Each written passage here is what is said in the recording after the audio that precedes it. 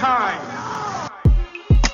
this nation will rise up in the midst of a vast ocean of material prosperity. This will be the day when all of God's children be able to sing with new meaning. No, we are not satisfied, and we will not be satisfied until justice rolls down like water and righteousness like a mighty stream.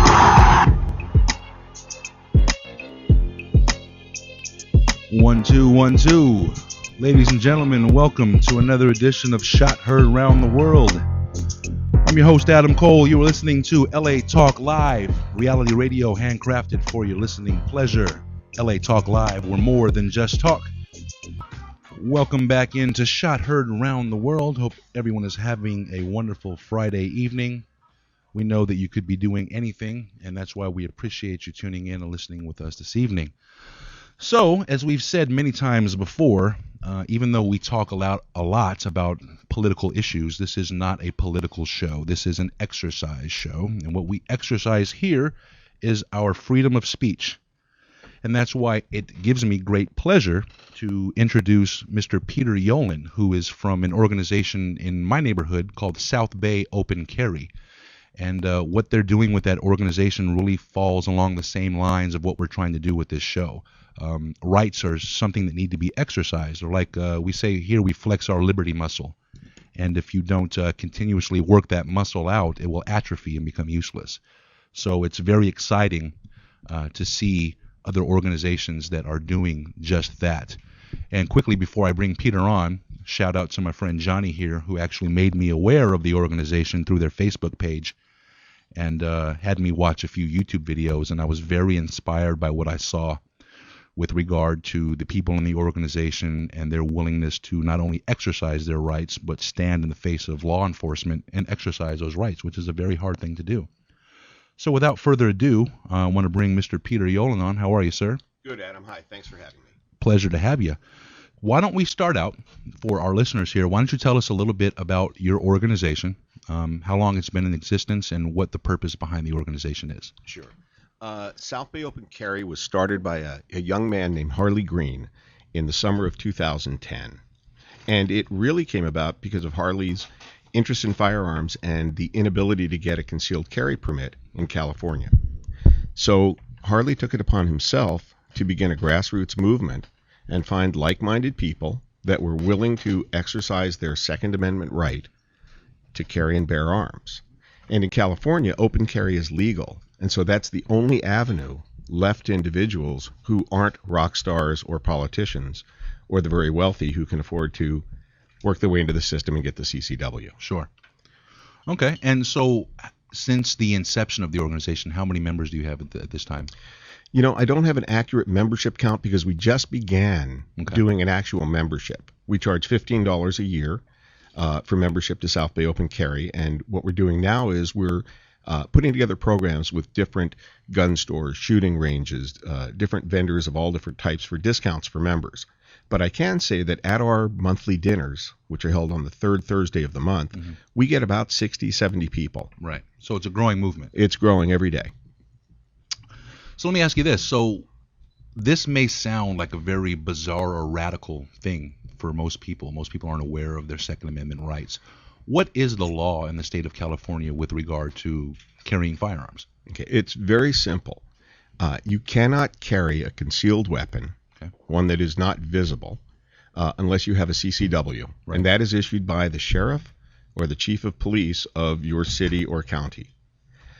Otherwise, you can do what's called open carry. Now, in California, open carry is different throughout the country. Okay. In California, it is unloaded open carry, which means that you can wear a sidearm, a handgun, in a holster on your person. It has to be visible from three sides, but the gun has to be unloaded. You can have a magazine in the handgun, but no rounds, no bullets in the magazine. However, you can carry live ammunition on your belt, as I am tonight. Right. On my left side, I've got two magazines that are loaded with live 45 rounds. Absolutely. And the other restrictions are pretty simple. You've got to stay 1,000 feet from a K through 12 school. Okay. And you cannot go into a post office or other government building. And that's pretty much it. Okay. So I think we had a few questions with regard to that. So when law enforcement sees somebody such as yourself who's exercising their rights to open carry, what are the officers able to do in terms of interaction with you? Great question. And it's really what they're able to do. And this is discretionary. Right. This is not mandated. Okay. Now, it may be mandated by a particular chief of police or a watch commander, but they can do what's called an e-check. Okay. And an e-check means that they can check your handgun to make sure that it is unloaded. Mm-hmm. They are not allowed to ask for identification. Right. They are not allowed to seek out the serial number of the firearm and check that. Mm-hmm. Now, the law is a little vague. It says if the serial number comes into view, they can certainly look at it. Sure. But they can't really look at it and take the time to write it down. Okay. They're allowed to do one thing only, and that is to check the gun to make sure that it is not loaded. Okay. Now, does the gun need to be registered, or how does that work? Because we were discussing this, my producer and I, before, because we were watching some of the videos that are circulating on YouTube. Right. And, obviously a lot of questions come up. You see this and you say, wow, like what a powerful thing. But, what's to say that, this weapon, is it registered? Is it not registered? Was it used in a crime? It seems that there's a lot of gray area in terms of what the law is and what cops now are able to do and the things. I mean, with living in this post 9/11 world, obviously, there's a lot of different things that come into play when you see somebody walking down the street with a firearm. Yeah, it's look, the law enforcement has a very difficult job because anytime you see an armed citizen who is not in uniform or sworn, as we say, who's not a law enforcement officer, you sometimes have to question what they're doing. Right.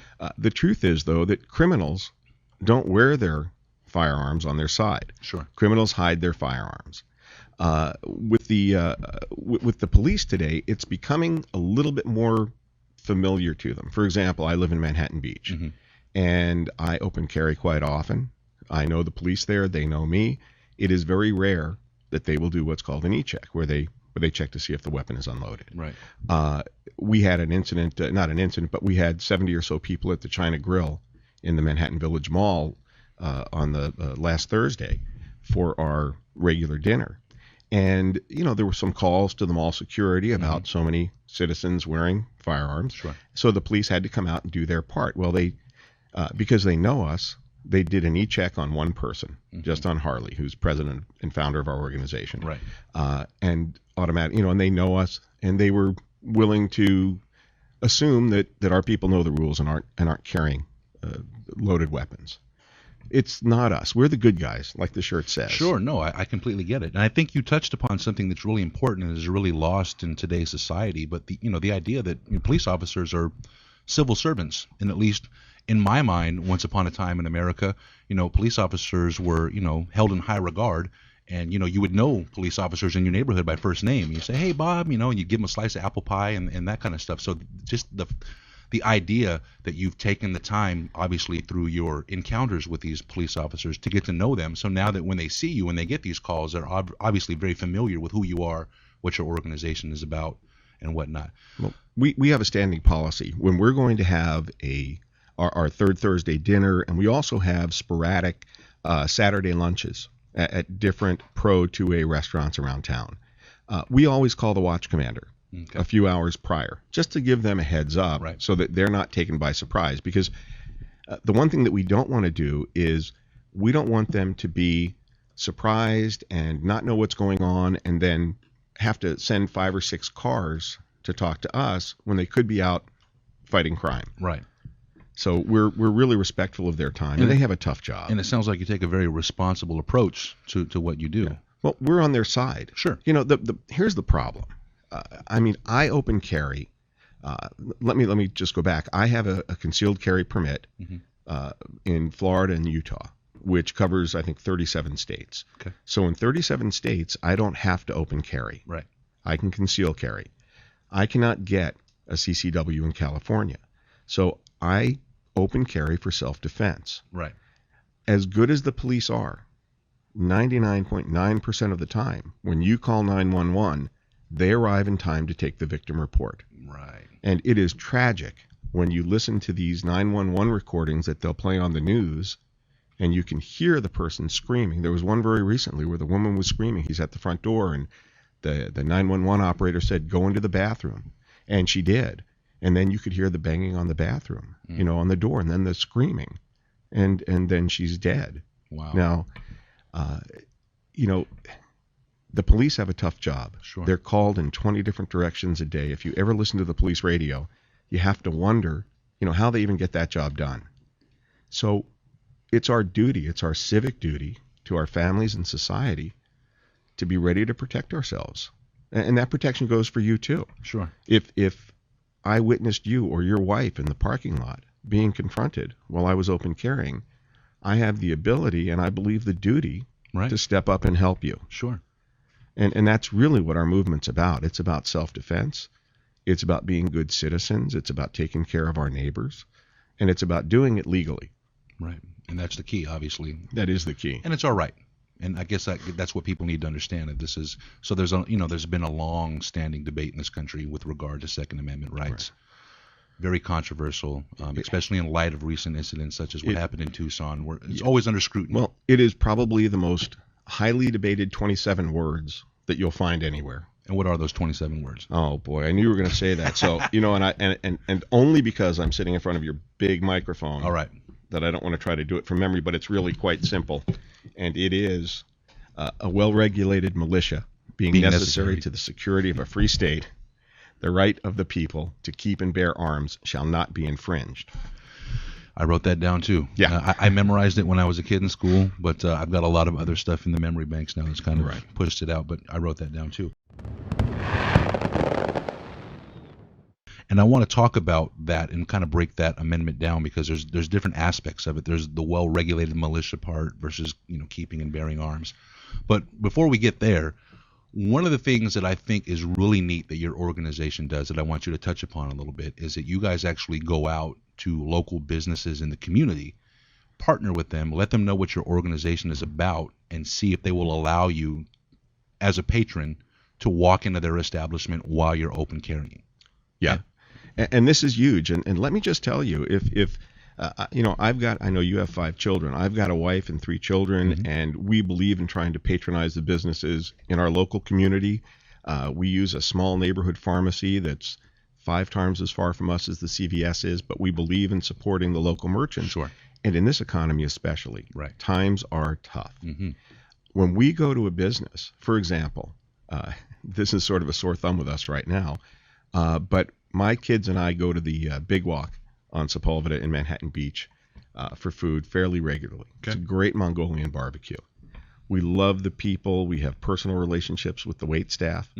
I went and organized a dinner for there, and I told them we were going to have 70-plus people.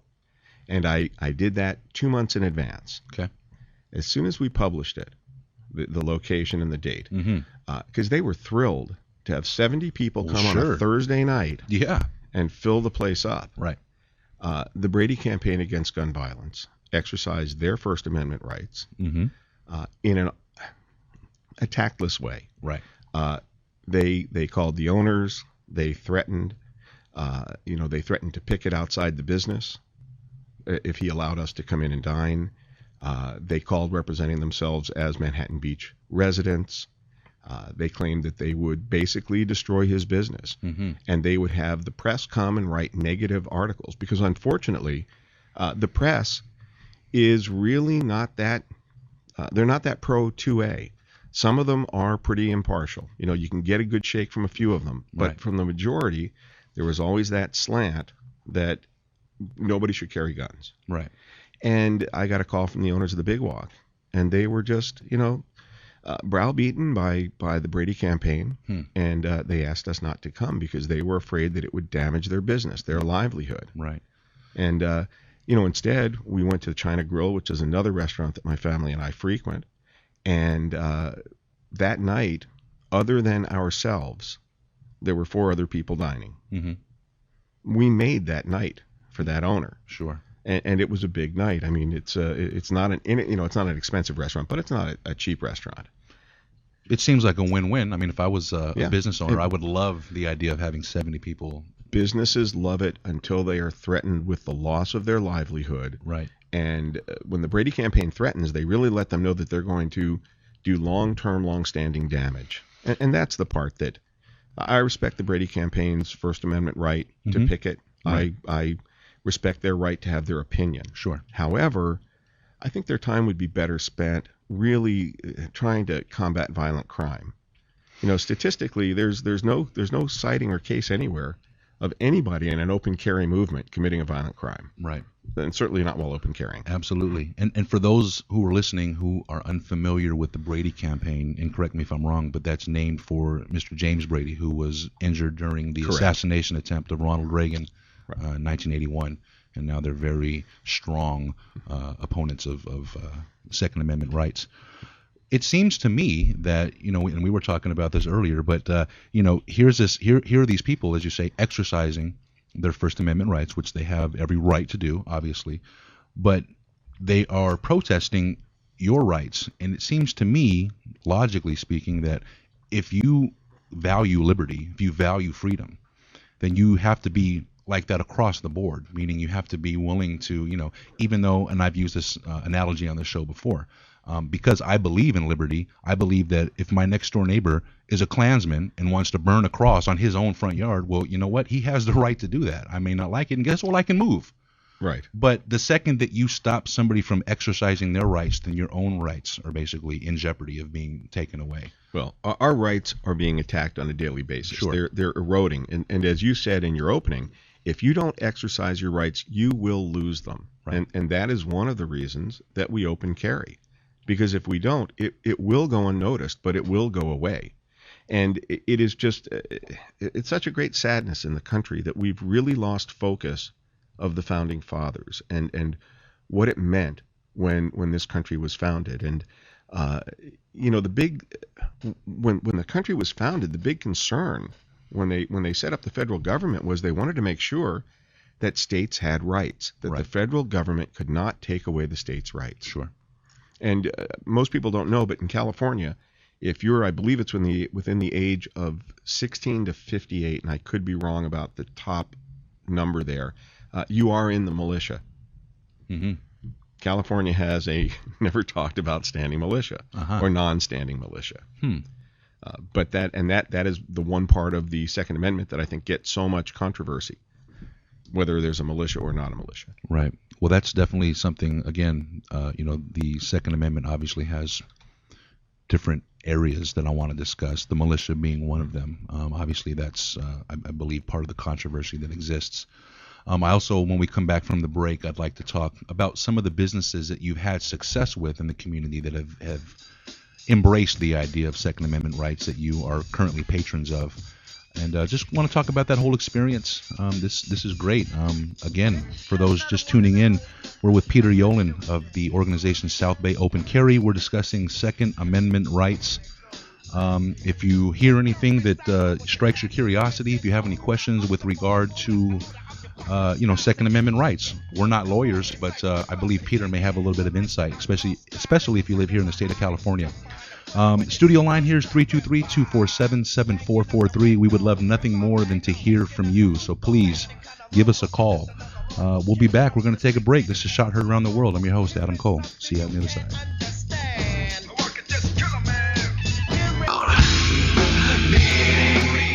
Good evening and welcome back in. We are close to the second hour here. Shot Heard Around the World. Studio line is 323-247-7443. If you're just tuning in, we are engaged in a very powerful conversation, entertaining. I don't know. I'm having a really good time here with Peter. It's a pleasure to know you, and you're so insightful with regard to the Second Amendment and the organization that you represent. I think it's awesome. It's very inspiring to me, I know. And as we often say, a lot of the best stuff usually happens during the break, and that's when we're just really candid and we're really discussing stuff. We got to find a way to catch that, put it on the B-roll footage, if you will. But before we went to the break, we were talking about the businesses that you've partnered with, the local-based businesses that have allowed you to wear your firearm inside of their businesses. What are some of those businesses, and how has your relationship grown with those businesses since you've become a patron? Obviously, they've experienced some revenue as a result of the partnership, which is a good thing from a business owner standpoint. Well, one of the things that we do is, first of all the businesses that we go to for our, let's talk about our lunches and our regular dinners. Right. Those are all restaurants that our members go to, they patronize on a regular basis, and they open up those relationships for us. But we're also very active in making sure that the guys that are part of SBOC, South Bay Open Carry, Sure. that if they like those restaurants, they go back and patronize them on their own time. Right. So that it's not just a one-night deal for us. And it's been great. I mean, every restaurant that we've gone to has gotten really a huge bump afterwards. And we'll have postings on our Facebook page. I had such a great time at China Grill, went back for lunch 2 days later. You got to go back for lunch, lunch specials. It's a real thing. So it's really good for these restaurants. It's really good for these businesses. Right. And they have really, I think every time we have patronized a business, we have filled it up. We had lunch at the Thai Bistro on Artesia, and I think it's Redondo at that point. And we filled the restaurant up, and I can tell you, I probably know of 10 or 12 of our members that have been back since, including myself, to eat there. China Grill's experienced it. I can't remember the patio, Old Town Patio in El Segundo. Great little bar, sandwich place. Great chili, same thing. I've been back there a couple of times just because of my experience. And we try to ask our members to let them know that we're part of South Bay Open Carry when we go there. Let them know that they're getting some residual business from our visits. Because in the current environment with people like the Brady campaign, for some of these businesses, it really is a pretty bold move to say, I support the Second Amendment, Right. and I'm going to let you guys come in. And it's okay if you pick it. And Tony's on Aviation, another pizza place, has been great. They almost would welcome, the pickets, and we fill that restaurant up. And Brick Oven had a great night. They say any publicity is good publicity, I suppose. Yeah, but there's no place that we have had a function where we've not been invited back. It is, and I think that says a lot to the restaurant owners, but it also says a lot for our group. We make sure that we're always polite. They're, attentive. They tip well. We're not abusive, and it's just a bunch of regular guys and gals. The only difference is that we're exercising our Second Amendment and we're open carrying. Right. When you go to these restaurants, now I'm assuming at this point it's only been restaurants just because of the ability to be social with people, like-minded people who are exercising their rights. When you first go to these restaurants, now are you just walking in carrying with the assumption that they're going to be fine with that, or do you? Okay, sure. And so overwhelmingly, or would you say the majority of the reaction that you get, is it positive, or do people say, hey, get out of here, you can't? So far it's always been positive. I don't think we've been asked to leave any place. And in fact, 2 weeks ago, because as this organization has grown, our board has only been together for about 3 months or so, our board of directors. Right. And when we formed the board, that's when we really began our move towards becoming a 501c3 charity, so that we can really take strong action in defending, pro 2A issues. And we even look at candidates, we look at everything. But one of the things that we did was, because we make T-shirts and we sell them to raise money, we're selling our memberships to raise money. Well, we needed to have a bank account that was not Harley's bank account, the guy who started it. Sure. So we went to Chase Bank in the Manhattan Village Mall. 4 of the board members. We walked in open carrying, sat down into a bank. A bank. Right. Yeah. Worked with a banker, and we needed to set up our tax ID number, which we hadn't done ahead of time. And he thought the banker we were working with thought that he might be able to do it. But he had to call the bank manager to see how it could be done. So the bank manager came in. And as we're sitting there talking and he's getting an overview of what our organization is, I finally said, just to be clear, none of us are law enforcement officers. We're private citizens just like you who choose to exercise our Second Amendment rights by open carrying firearms. And really, without missing a beat, he looked at us and said, well, this is probably the safest bank you could be in anywhere right now. Nice. And he loved it. And he didn't make it, but he was going to try to make it to our dinner, because our dinner was either the next Thursday or the following Thursday, in that same center. But they were very pro 2A. I go into Wells Fargo, which is my bank, open carrying all the time. In fact, I stopped there tonight at the ATM machine, and as it was raining and it was dark, a couple of the people were leaving. The bank was closed, and they just waved and walked by.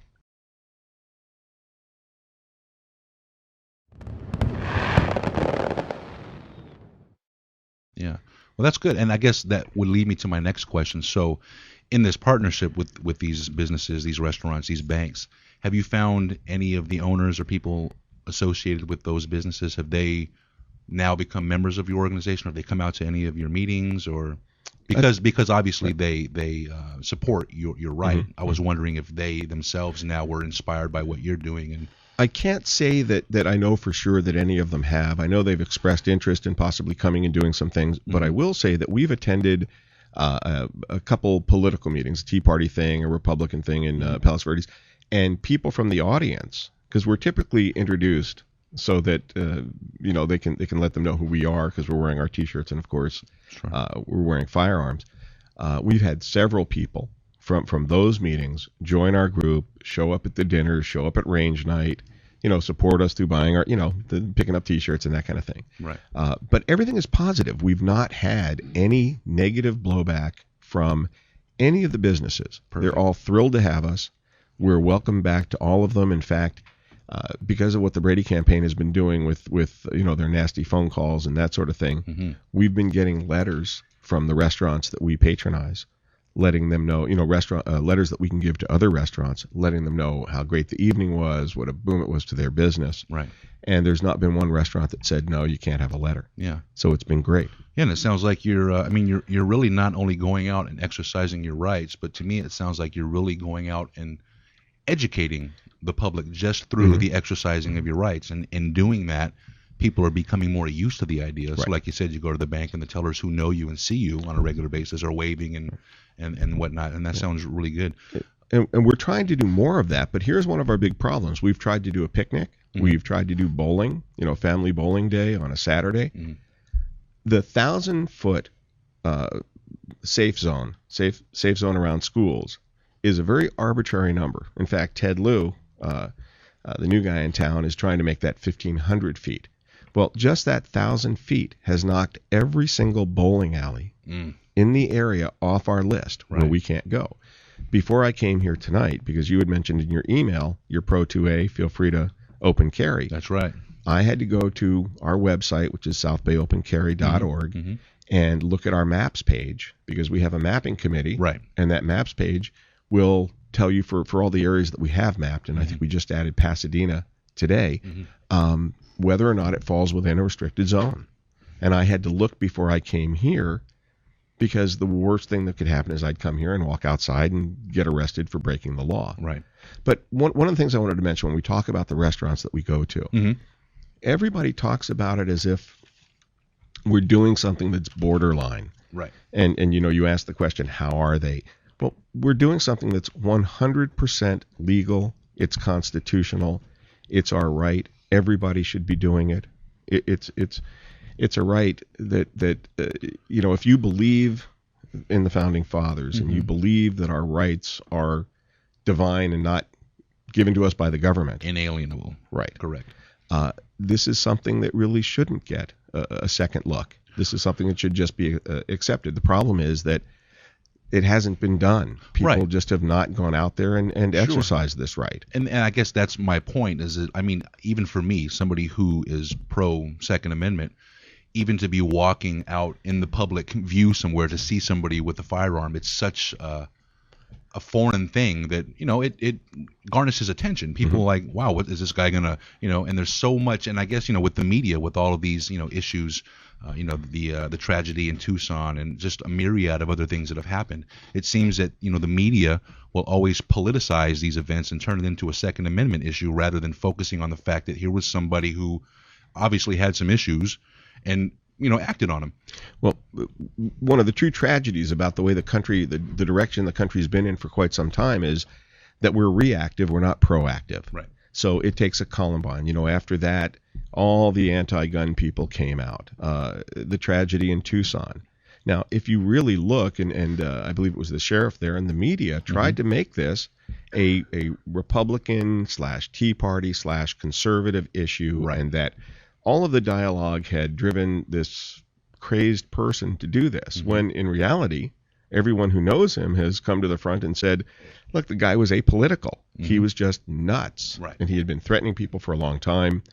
And this is the problem today. We don't look at an issue until something bad happens, and that's not how we should be operating. We should be looking to do, if we're looking to protect the citizenry, we should be looking at where the real problems are. Right. Tucson's tragic. He fell through the cracks. This is somebody that should never have been allowed to purchase a firearm. And had I think it was the Army that he was trying to get into the Army, and when you answer the questions, because there's a whole series of questions you answer Right. when you're buying a gun, and one of them is, do you use or are you addicted to drugs? He was not accepted into the armed forces because of drugs. Had they followed through on the paperwork, that would have come up in the DOJ search, Department of Justice. Right.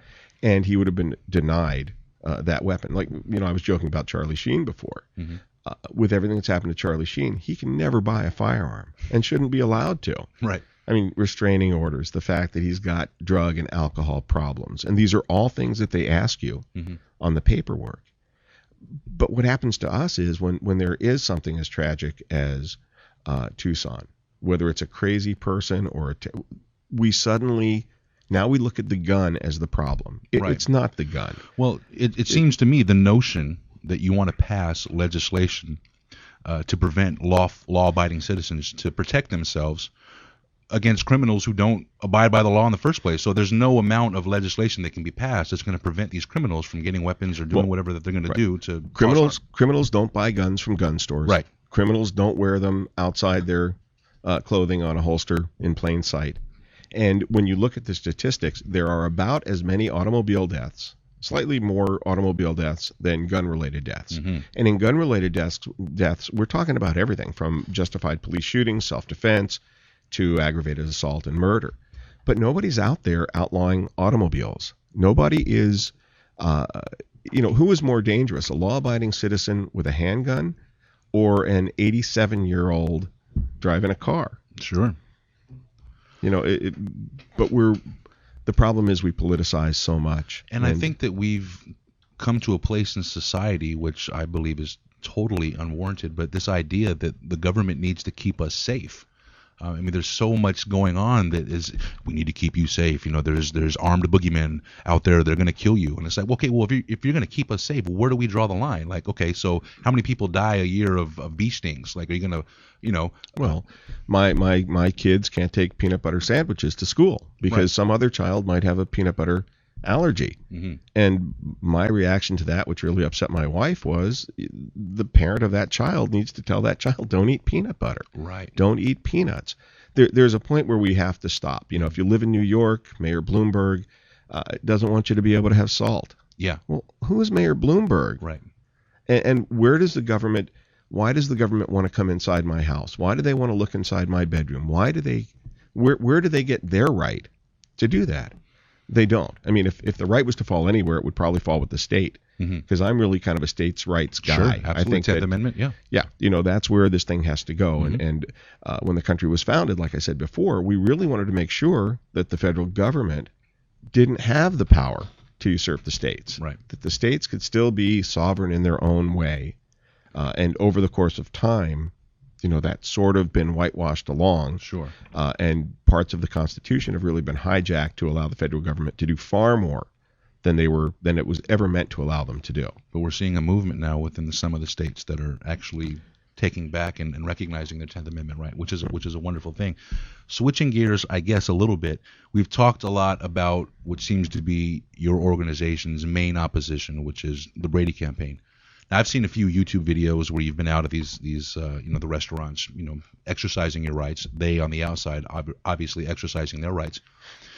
Do you, at any time while you're there, do you interact with the Brady campaign? Obviously, I mean, do you take the time to even try to debate with these people your stance? And in the midst of that, what's the theme? What's their argument? What do you hear more than anything?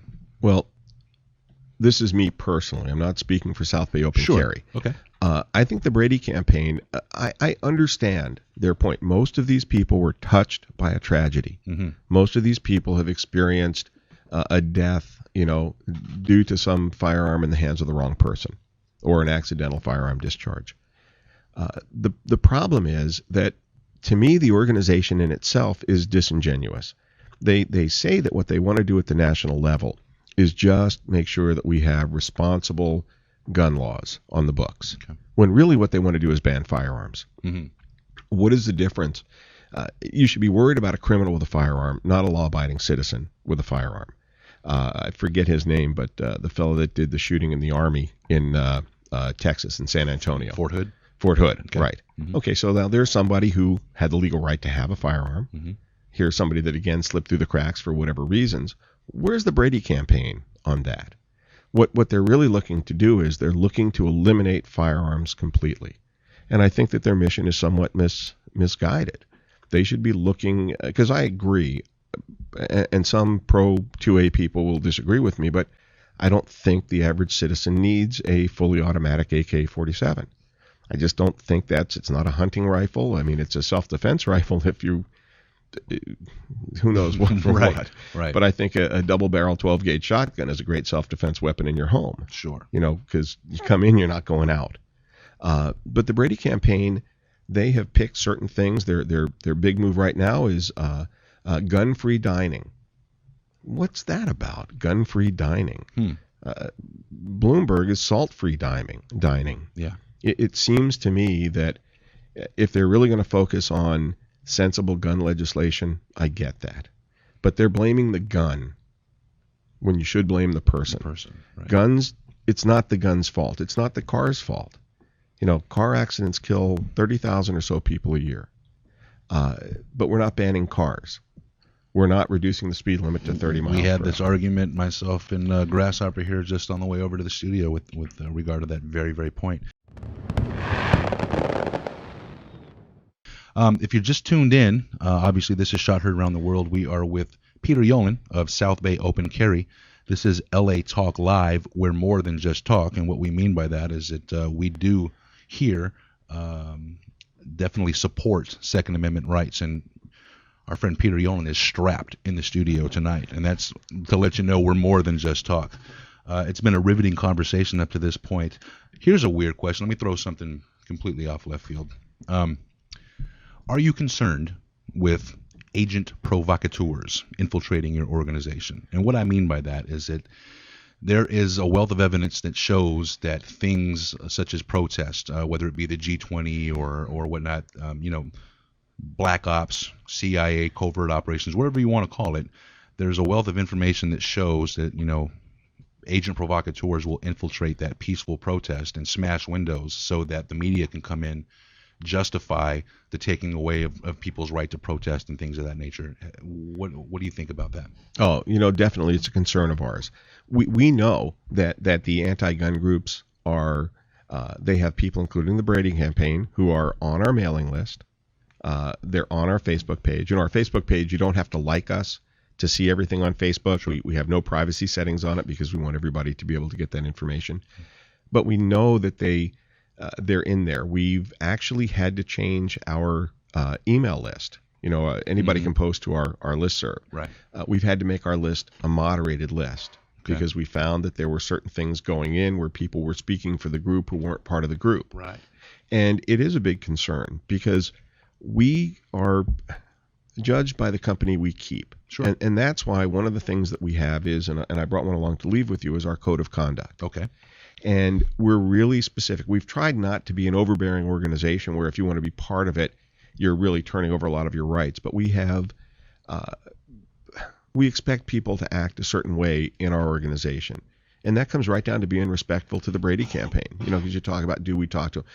We used to say hi to them, but it didn't do anything at these things. In fact, at two events, I offered to send pizza to them because they were outside. They were both pizza events. Right. Because they won't even come in and show the restaurants the courtesy of spending any money at all. Right. But we're really concerned about that because there's a lot of damage that can be done. And, Sure. We can't control everybody. You know, we're an open society.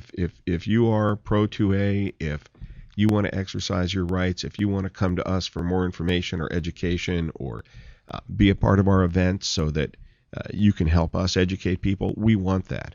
But at the same time, there's always that concern that there's going to be some loose cannon or somebody that's getting, I mean, look at Wisconsin right now.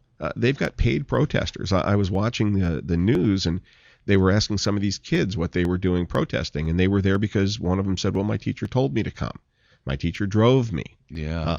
That guy is doing something. Well, who's that guy? Oh, I don't know. Well, that guy is the governor. Yeah, you know? yeah. And yeah, it's a real problem. And I think it's a problem with the organized left. In fact, I think that I believe I heard that MoveOn.org and some of the other Soros-based kind of organizations actually have people on the ground in Egypt, or had them in Egypt. I've heard the same thing. It's very, It's funny. I don't know if you heard this or not, but there was a prank call made to Governor Scott Walker of Wisconsin from a journalist in Buffalo. Yep. And he was impersonating David Koch. Right. And basically in the midst of that conversation, just for a moment, but he suggested to Governor Walker that, we've thought about putting some of our people in there and causing some mayhem and chaos. And just for a second, Governor Walker said, yeah, we'd considered that. And that enough right there goes to show you, like, wow, to what extent are these people willing to suppress dissent in their state? Roll back the clock a couple of months to when the journalist was exposed, right? Which was that list of journalists around the country, and they were clearly backing Obama, and they were talking about putting, fake protesters, creating fake events, fake incidents, bad press. Yeah. And I think it happens everywhere. I think it's, today things have changed so much with the internet and texting, and you can't do anything today, I don't think, without being on video. Sure. Everybody's shooting a video of everything. It's almost real time now. Right. Well, in fact, we actually use a couple services where we put stuff up real time at our events. Great. And it's gotten to the point now where anybody that wants to say, I could be outside now representing your radio station and making claims at some other radio, who knows? Sure. And unless somebody vets me and finds out who I really am, you're going to create as much trouble as you can until the truth comes out. Right. And we're really concerned about it because we have one goal, and that is to promote Second Amendment rights. We believe that we have the right to carry and bear arms to protect our families, and we want to be able to exercise those rights. Gotcha. Perfect. And so many people want to take those rights away. So look, I want to take a break real quick, and hopefully you can spend at least another 10, 15 minutes with us. There's a few things that I want to touch upon. And before you leave with us today, I really want you to let people know that are listening how they can get a hold of your organization, how they can find out more about rights in their state with regard to Second Amendment issues, and all that good stuff. So you'll be able to stay with us for a few moments, I hope. Absolutely. Wonderful. If you're listening, this is Shot Heard Around the World. You already know that. My name is Adam Cole. We are in the studio today with Peter Yollin from South Bay Open Carry. It's been a riveting discussion. We've talked about a lot of important things, a lot of interesting things, and we're going to continue the conversation when we come back from the break. Studio line here is 323-247-7443. We would love to hear your take on this, whether you're in favor or if you're against it.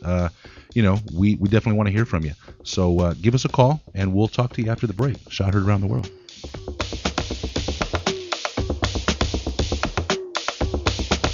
You are tuned in to Shot Heard Around the World. Welcome back in.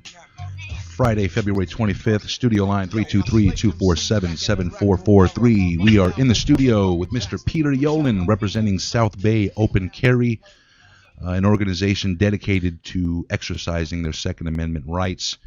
If you're just tuned in, you've missed a very riveting interview, but as you know, you can always go to the LA Talk Live website, go to the on-demand section. We are archived there for your listening pleasure. Again, studio line 323-247-7443. Peter, how are you? I'm good. How are you? Good, man. We've been having some really, really good conversation, and I want to pick up where we left off. Like we say all the time, a lot of the really intriguing conversation happens when the music's playing. So I kind of want to pick up what we were talking about while the music was playing. We live in a very chaotic state, if you will. There are a lot of things going on. We see a lot of chaos ensuing in the Middle East. We see things happening here within our country in Wisconsin, in Indiana, and Ohio. We see the dollar basically collapsing. We hear of a move to remove our status as the world reserve currency. We hear about agreements between China and Russia that will no longer use the dollar in bilateral trade. So there's a growing concern, at least with people that I know, that we are headed for some serious times. And we were talking about during the break how, we have to prepare for this. And one of the things that we need to do to ensure that we're able to maintain if things do go south is, be able to protect ourselves. And I guess that's really what it boils down to is we were talking about how in Katrina, organizations like FEMA obviously show that they're not really capable of taking care of their citizens in times of natural disaster or whatnot.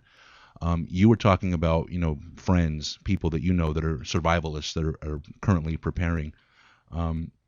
We talk a lot about on this show the demise of a once free society, and it's turning into a police state. What I mean by that is it seems to me, and you can agree or disagree, but with things like, the See Something, Say Something program, Janet Napolitano and her partnership with Walmart, where there's teleprompters as you're standing in line to pay for your Chinese goods, if you will, that are telling you to basically look out and spy on your neighbor, and if you see something suspicious, you've got, a lot of people in our government in this current administration are coining phrases like lone wolf terrorism. And now they're saying there's a new threat. There's the domestic homegrown terrorism, and that there is a growing movement in this country where it seems that people, United States citizens, are becoming radicalized, and they're actually wanting to take their own countrymen's lives. How do you feel about that? And I guess, are you familiar with an organization called Oath Keepers? I think I've heard of them. So Oath Keepers is an organization comprised of current and former military personnel, law enforcement officers who've really come together and stated that they unequivocally will uphold their oath to defend the Constitution. Because we were talking about in Katrina, during that tragedy, the National Guard was actually patrolling those streets and taking people's guns away from them. And all these people were trying to do in the midst of this chaos, obviously people were trying to get food and water. They were trying to defend their homes. And the National Guard came in and basically said, hey, you got to give up your guns.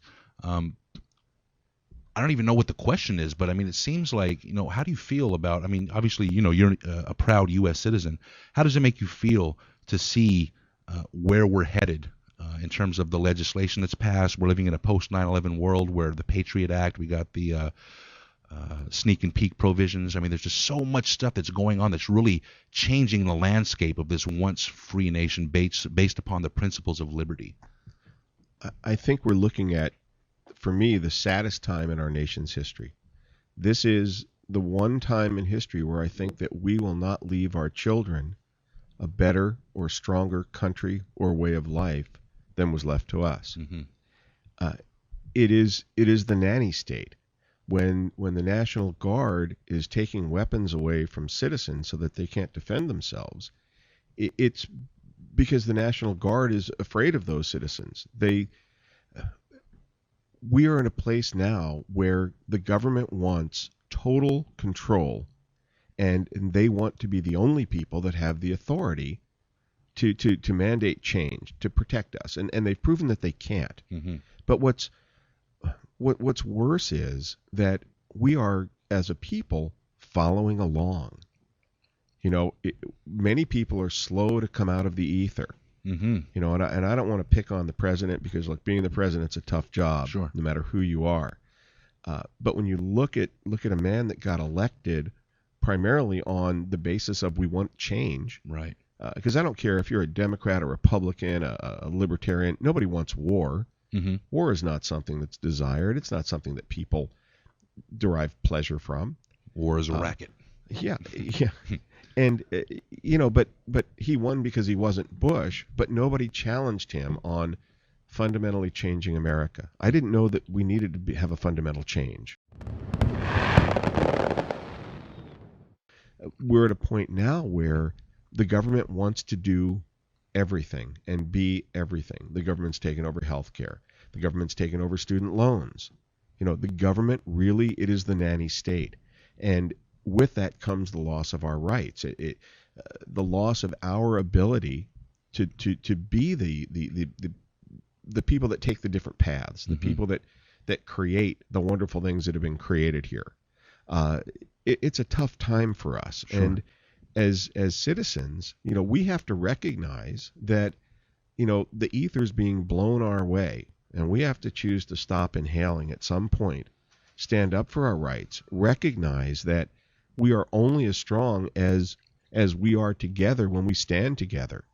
And we're forgetting our founding fathers. We're forgetting, so many kids don't read the Constitution. Right. They don't know the Constitution. I carry a small Constitution with me in my pocket every day. I think you may too. I do too, buddy. Is it this one? No. Okay. We're more than just talk. All right, so There it is. Beautiful. Small leather bound. Nice. I'll get one over to you. Looks like a little Bible almost. It almost does. Yeah. Well, you know what? It is a Bible in itself. But kids don't read the Constitution. People don't read it. I have so many people that I have a debate with people regularly about the Founding Fathers, and they will say to me, they're just men. They were just guys. Well, who wrote the Bible? If you have faith. I think they failed to realize the historical context in which the document was written and what it took to achieve that freedom from an oppressive monarch in Europe. Well, it's just we're in such a bad place right now, and it's our own fault. There are actually times, and I don't agree with much that Bill Maher has ever said, but Bill Maher did refer to Americans as stupid. Now, I'm not going to agree that we're stupid, but I will agree that at times we're not thinking. How about apathetic?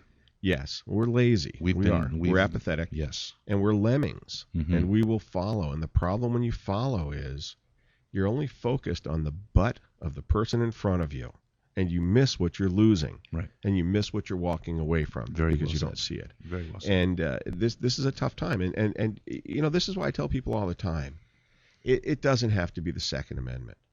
But fight for your rights. Right. Fight for your rights to privacy. Fight where you can, where you have to. Because if it's just left alone, the government will take all of it. Right. That's their goal, unfortunately. The government is not our friend. Ronald Reagan had a great quote. The scariest words in the world are, I'm from the government and I'm here to help.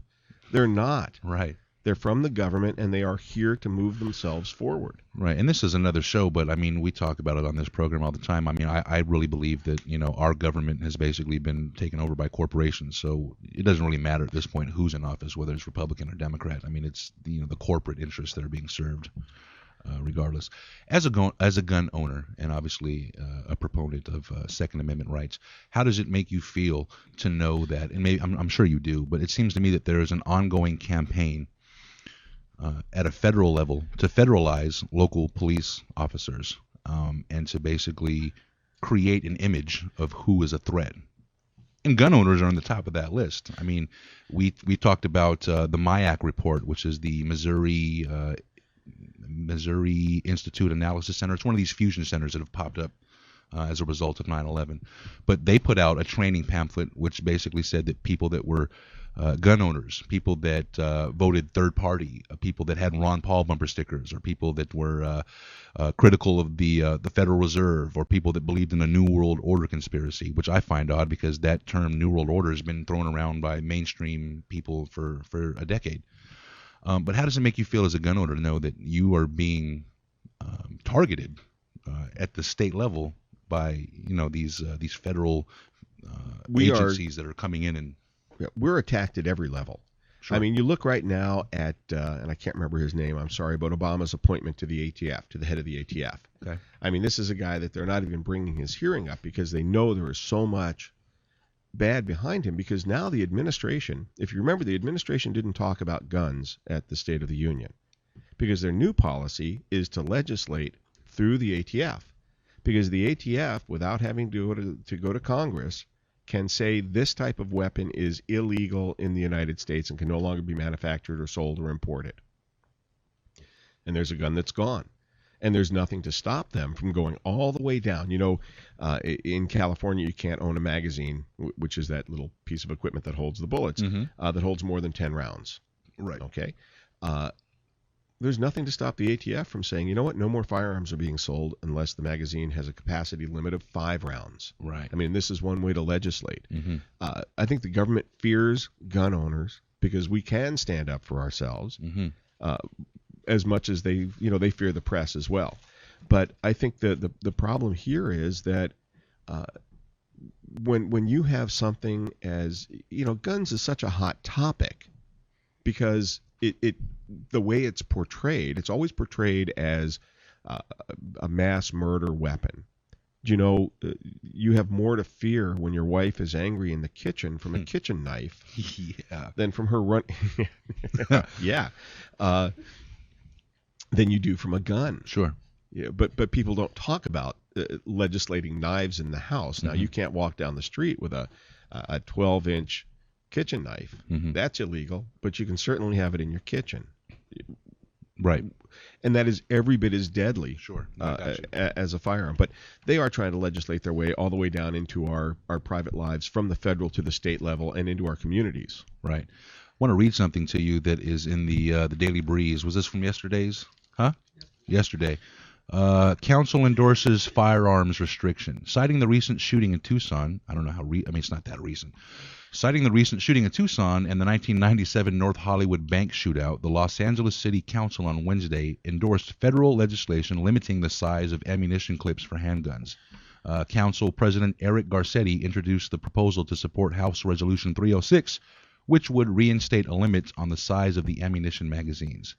This is not about taking away anyone's gun, Garcetti said. This is about stopping gun violence. Well, I mean, you're limiting the size of the magazine, so one bullet could do it. It seems. Well, it's they think that the higher capacity gives you more bullets that you can shoot at people. But if my target is you, how many does it take? Right.